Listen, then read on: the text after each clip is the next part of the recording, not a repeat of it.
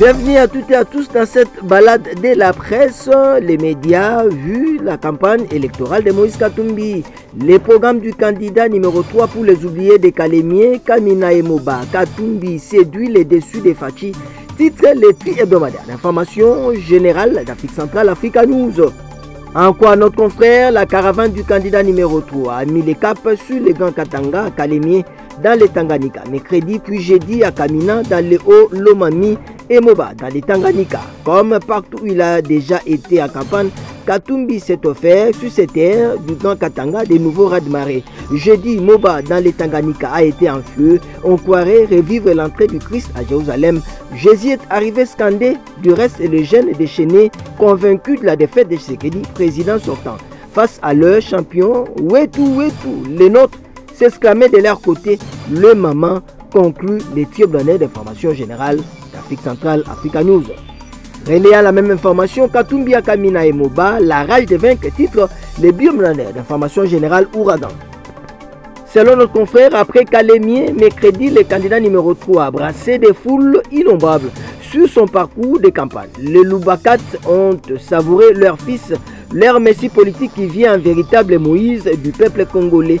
Jésus est arrivé scandé, le jeune déchaîné à Moba, qui prédisait publiquement la défaite de Félix Tshisekedi. Il fallait se trouver où mettre les pieds tellement que la foule a fuyé de partout, nous dit notre confrère. Au 10e jour de campagne de Moïse Katumbi Chapoué, toutes les provinces visitées et non visitées par lui basculent, conclut notre confrère.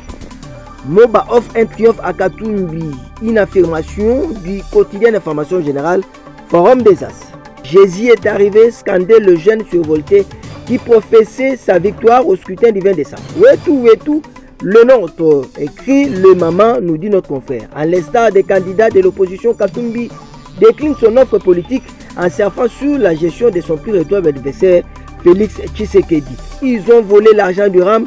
Ont-ils construit la route? Non. La route conduisait à Puerto. Est-elle à bon état? Non. Et c'est des Calémiens? Non. Et de dévoiler à l'assistance ce qu'il prévoit de faire à Moba. On construira la route Moba-Lubumbashi, on va construire une grande université et un stade moderne. Le prix de la farine va baisser après cette hausse exagérée. Terminons la revue de presse de la campagne électorale de Moïse Katumbi, vue cette fois-ci par le quotidien d'information générale La République. Course à la magistrature suprême, opposition, Katumbi lâche les pelotons, s'exclame le quotidien d'information générale La République. À jeter un coup d'œil dans les colonnes de notre consoeur, nous pouvons lire après 2 semaines d'opération de charme face à ces peuples, d'aucuns auraient dû se convaincre d'une vérité incontestable. Seul Moïse Katumbi a les vents en poupe parmi les candidats de l'opposition. Le réalisme aurait voulu que tous se regardent dans les miroirs et viennent se liguer autour de ces personnages. L'homme a lancé des signaux suffisants avec à la clé les concertations de l'Afrique du Sud.